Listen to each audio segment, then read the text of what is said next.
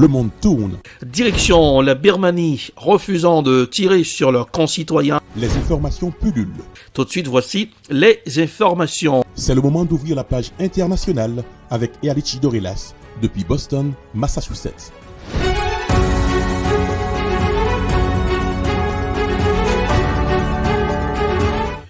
Mesdames, Messieurs, bonsoir. Bienvenue de la page internationale au grand journal du 14h depuis la newsroom dans la capitale des grandes universités du monde, Boston, Massachusetts. Erlich Dorelas pour présenter la page internationale à Jacques Mel pour le grand journal. Journal François Robin sur les manœuvres techniques à la Saïtienne. Bonsoir aux auditeurs de la radio évangélique Osana 102.3 FM à Jacques Mel.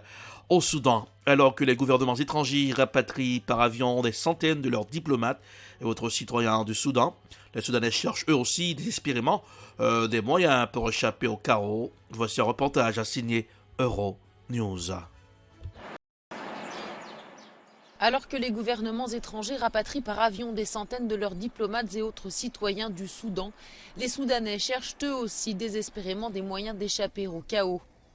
Privés d'eau et d'électricité, soumis aux pénuries de nourriture et aux coupures d'internet et de téléphone, sans parler de la peur face aux combats incessants, ils sont très nombreux à vouloir fuir, mais très peu à pouvoir le faire, pour des raisons familiales, économiques ou tout simplement car ils n'ont pas de moyens de transport, aussi car ils ont besoin de soins médicaux quotidiens.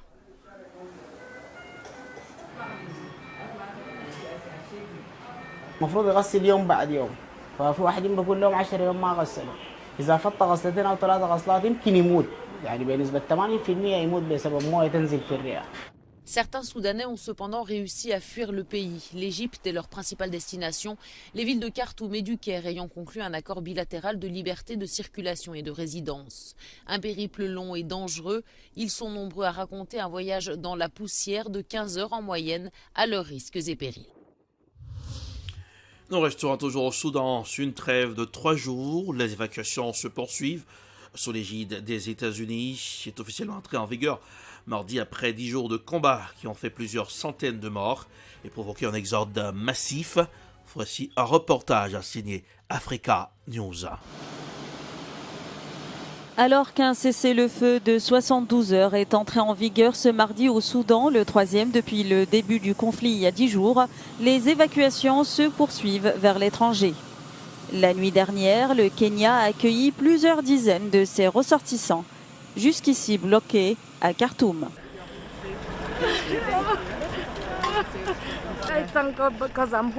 Je remercie Dieu d'être enfin rentrée chez moi, raconte cette femme sur le tarmac.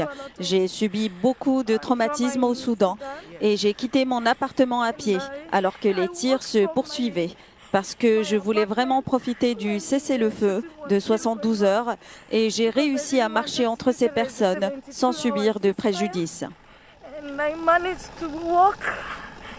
Walk between those people without any harm.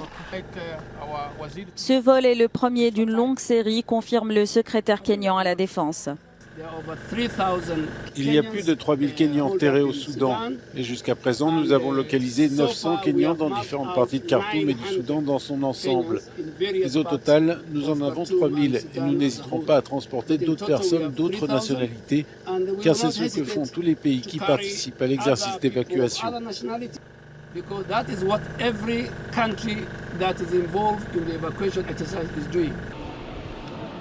Parmi les ressortissants bloqués à Khartoum, des étudiants kényans qui ont pu quitter la capitale soudanaise ce mardi.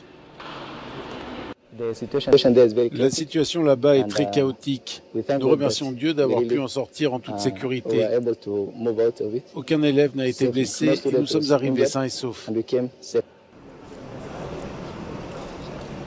Les combats au Soudan ont déjà fait plus de 427 morts et plus de 3000 blessés, selon le Bureau des Nations Unies pour la coordination des affaires humanitaires.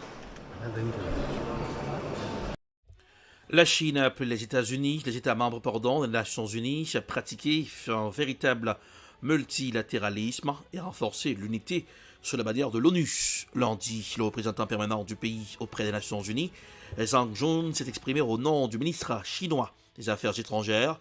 Voici un reportage à signer CGTN News.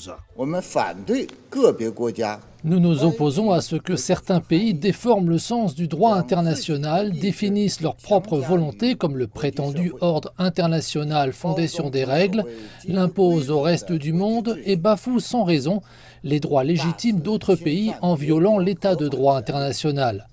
Nous nous opposons par ailleurs à ce que ces pays ne respectent pas les accords internationaux en les déchirant arbitrairement ou en appliquant le 2 poids 2 mesures. Ils n'en ont aucune crédibilité. Les pays en question devraient réfléchir à leurs actions.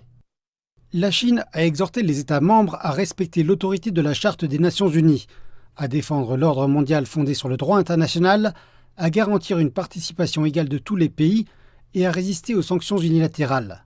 La Chine a critiqué les sanctions unilatérales imposées par les États-Unis et d'autres pays en dehors du mandat du Conseil, estimant qu'il s'agissait d'une tentative de maintien hégémonique.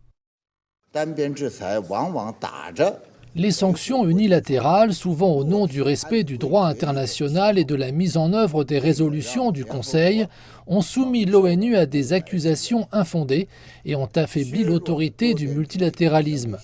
Nous exhortons une fois de plus les pays concernés à mettre immédiatement fin aux sanctions unilatérales et appelons la communauté internationale et tous les pays à défendre l'équité, la justice et l'indépendance et à résister et à contrer conjointement de tels actes illégaux. Nous irons en Syrie. Des sources en Syrie ont rapporté lundi que l'artillerie israélienne a fait attaquer une position syrienne dans le nord du district de Kointra, proche de la frontière israélienne. L'information a également été relayée par l'agence de presse russe Sputnik. Voici un reportage à signer I24 News. Des éclairs dans le ciel et de fortes explosions. Israël aurait bombardé des positions du Hezbollah dans la région de Quneitra en Syrie, près de la frontière avec Israël. Selon l'Observatoire syrien des droits de l'homme, les tirs d'artillerie auraient ciblé un poste d'observation qui aurait déjà été visé par Israël en août dernier.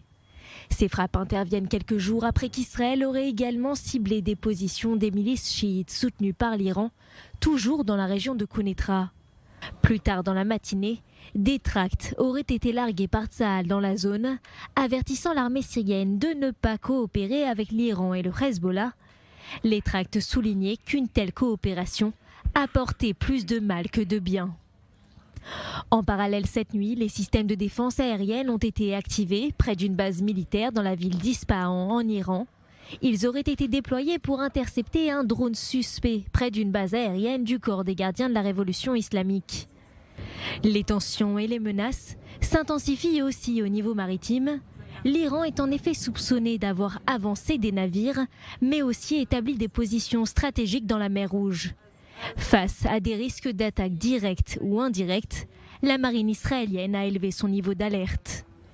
L'État hébreu est notamment convaincu que Téhéran cherche à menacer les intérêts d'Israël, mais aussi à faire passer des armes depuis la mer Rouge à des organisations terroristes. Selon les estimations de Tsahal, l'organisation terroriste Hezbollah aurait reçu ces dernières années des navires sous-marins télécommandés, des drones, des missiles de précision qui peuvent mettre en danger les navires de la marine israélienne. Kémy Seba, le panafricaniste, a tourné pour la promotion de son livre Philosophie de la panafricanité. Il a été sur Sud Radio. Écoutons un extrait de l'interview. Sud Radio. Matt Goetz était représentant républicain et le général qui répondait était noir, général américain, etc. Et lui reconnaissait que lui, en tant que général, et en tant pas seulement lui, mais l'Amérique, avait fomenté un certain nombre, comme vous le savez, d'insurrections, de contre-insurrections, etc. Donc, je me dis, mais comment, effectivement, vous pouvez dire, je peux rassembler, puisque voilà un général noir américain qui, lui, exécute les décisions, soit de Biden, soit de Bush, soit de je ne sais pas qui, et puis d'un autre côté, vous dites, il y a une espèce d'identité générale. Comment vous l'expliquez? Alors, c'est très important, je vous remercie pour cette question, Monsieur Berkoff, en vous disant que la dynamique de la panafricanité fondamentale nous pousse à se réapproprier notre propre identité, à revenir dans un paradigme qui est beaucoup plus en adéquation avec notre ontologie. Mais cela ne signifie pas que nous pensons et que nous déclarons que tous les Noirs ont vocation à être sur la même ligne, sur la même orientation. Je dis d'ailleurs dans un des passages de mon livre que je me sens beaucoup plus proche, par exemple, d'un René Guénon, je me sens beaucoup plus qui est jusqu'à preuve du contraire blanc, que je me sens proche, par exemple, d'un paix à son âme, que je me sens proche d'un Alassane Dramane Ouattara, président de Côte d'Ivoire. Je pense qu'il y a en réalité une ligne des démarcations qui s'appuie sur la nécessité d'être en accord avec les principes fondamentaux qui érigent et qui constituent notre identité. Il y a deux types de conscience noire aujourd'hui. Et il est important qu'on puisse, je pense, décrire le décor dans lequel nous nous plaçons. On vit dans une ère où le globalisme néolibéral est devenu la religion mondiale, qui prône le déracinement de tous les peuples, pas simplement des Noirs, aussi des Blancs, des gens de toute ethnie, arabes, juifs, chinois, peu importe. Et les personnes qui tentent de résister à ce déracinement sont souvent diabolisées, présentées comme des nationalistes, des extrémistes, toutes sortes de qualificatifs de ce style. Il y a la conscience noire version... Et voilà, c'est la fin de la page internationale pour ce aujourd'hui. Merci d'avoir été des nôtres. La production est signée de prod, réalisation Télé Top pour le camp de la radio évangélique Hosanna 102.3 FM à Jacmel. Coup d'œil sur la météo pour ce aujourd'hui. Boston, 57 degrés Fahrenheit, 14 degrés Celsius. Jacmel, 85 degrés Fahrenheit, 29 degrés Celsius. Bonsoir Joannel, bonsoir aux bands, bonsoir aux auditeurs. Bonsoir Anna Saïtienne, passez un excellent mardi, bonsoir, à demain. C'était la page internationale avec Erich Dorelas.